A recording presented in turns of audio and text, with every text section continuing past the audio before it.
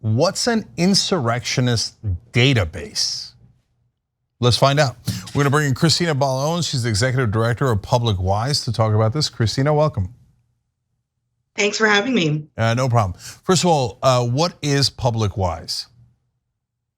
Public Wise is a national organization that was founded in 2019, and our mission is to protect the rights and the will of the people. And we believe in doing that by fighting for equity and democracy. Okay, that sounds pretty good. How so? So we do this through 3 ways. One, we put out nonpartisan 501c3 research. So we research things like the behaviors of non-voters. We did focus groups of voters who were registered to vote but choose not to vote in 2020, which we know there was record number of turnout. We wanted to see what the reasons were that people chose not to vote. And we found things like a lack of accountability, disenchantment with the political and electoral systems. And we are also testing messaging about how to engage those folks, that we can be looking not just cycle to cycle, but building out the electorate and generation to generation. Another way we do this is we do this by granting to trusted messengers in the communities that we're trying to build up. We are supporting groups that are trying to build power in what we call the rising electorate. So things like new immigrants, LGBT voters, young voters, voters of color, and rural voters. So we know that traditionally these are voters that are considered low propensity. We consider them actually high potential.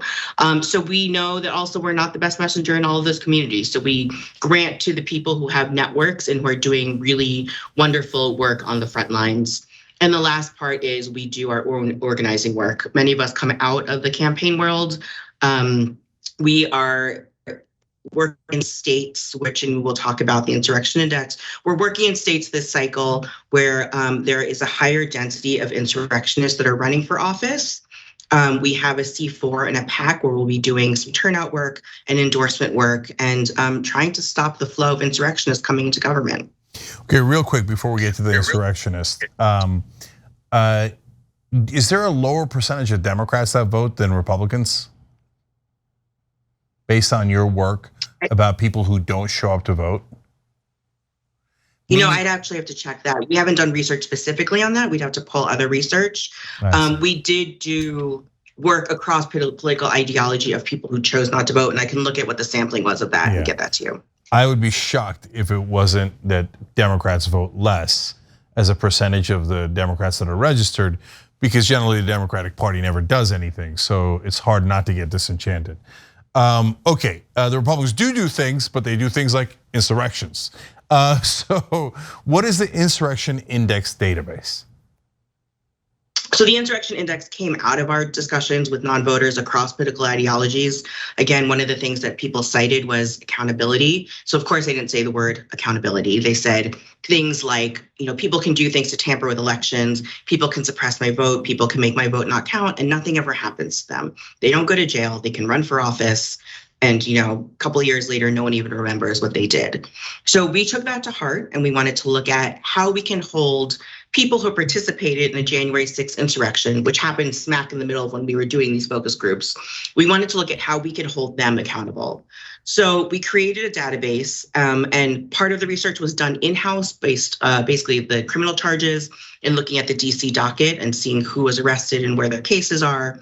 But we also funded organizations who were doing really important work and compiled a website, a database, where it's a single point of access where people like the press or campaigns, where voters can find all the information that they would ever want to know on people who attended, spoke at, funded, or otherwise spread misinformation that led to the January 6th insurrection. So if you go to the website, you can look up a person, you can see if they're running for office, you can see if they're holding office, and then you can see news clips and screenshots in many cases from their own social media of what their involvement was in January 6th.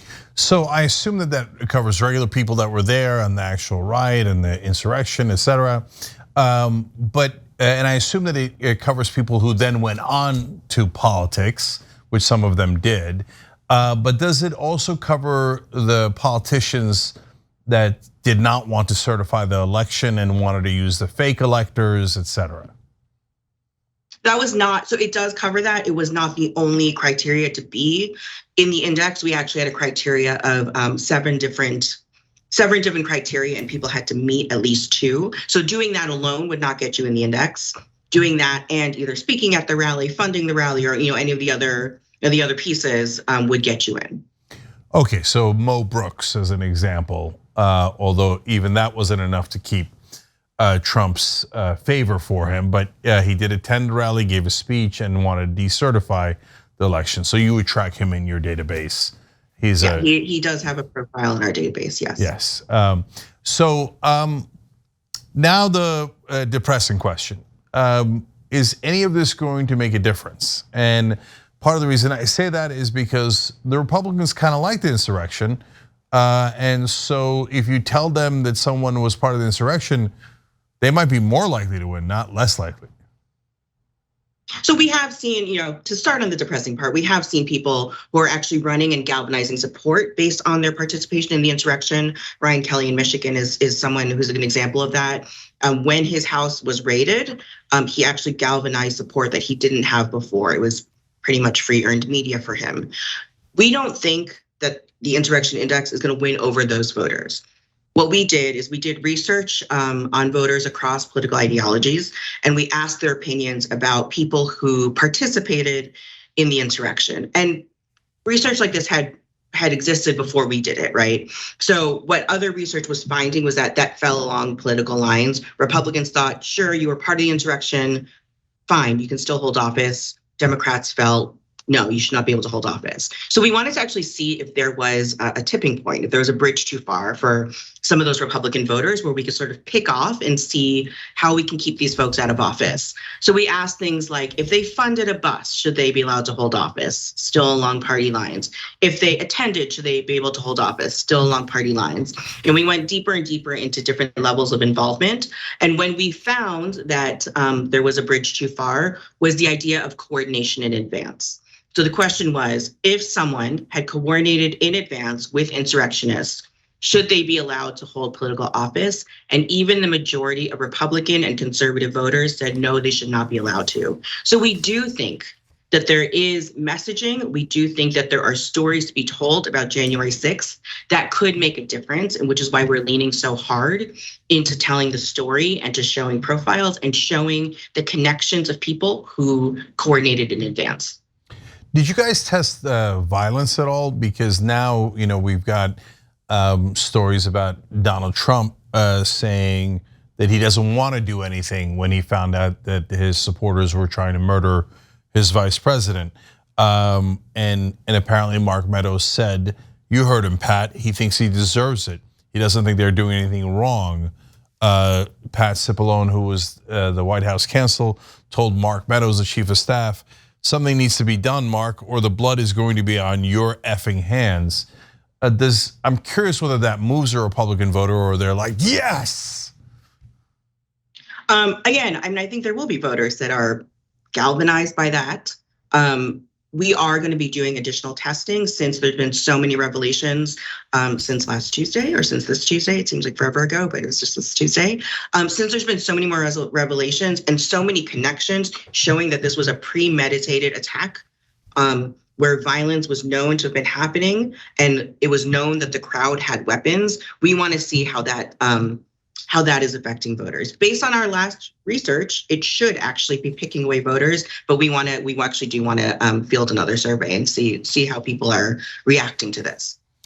And what did your survey say about charging people with crimes? Because when you ask that question, basically 8 out of 10 Democrats say, yeah, Trump is legally responsible and there should be legal consequences for it. When it gets to independents, that falls to a majority, but a slight majority that say he should be held accountable. And among Republicans, only 13% think he has any responsibility, and only 8% think he should be prosecuted.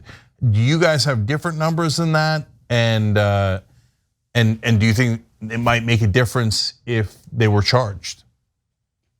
There's a lot of existing research on that, so we didn't go further. Something I do want to point out, though, is Pew did a survey on what attitudes were on even attention towards the insurrection. It was interesting to see that the majority of Republican voters, this was again well before the last bombshell testimony, but the majority of Republican voters felt that there was too much attention being paid to the insurrection. We have actually seen in our conversations with campaigns around the country where people don't feel like the insurrection is polling well in motivating voters. But Pew did find that the majority of Black voters felt that, or the Black voters that were polled, felt that there wasn't enough attention being paid. So again, we see not only down party and ideological lines, but down race lines. Yeah, and if anyone has been the victim of violence from the right wing in this country, it has been African Americans historically and to this day. So they might be understandably more sensitive to it. I wish we all were, because with it now we're debating insurrection, good or bad, violent uprising against the politicians, murdering vice presidents, good or bad? No, bad, obviously bad. And unfortunately, these are the dark times we're in. That's why Christina's organization has to do a database of all the people who were involved in an insurrection and then tell people your decision on whether you think that's a good thing or a bad thing. Wow, this country's in a lot of trouble. But Christina, Executive Director of Public Wise, thank you so much for joining us. We appreciate it. Thank you for having me. No problem.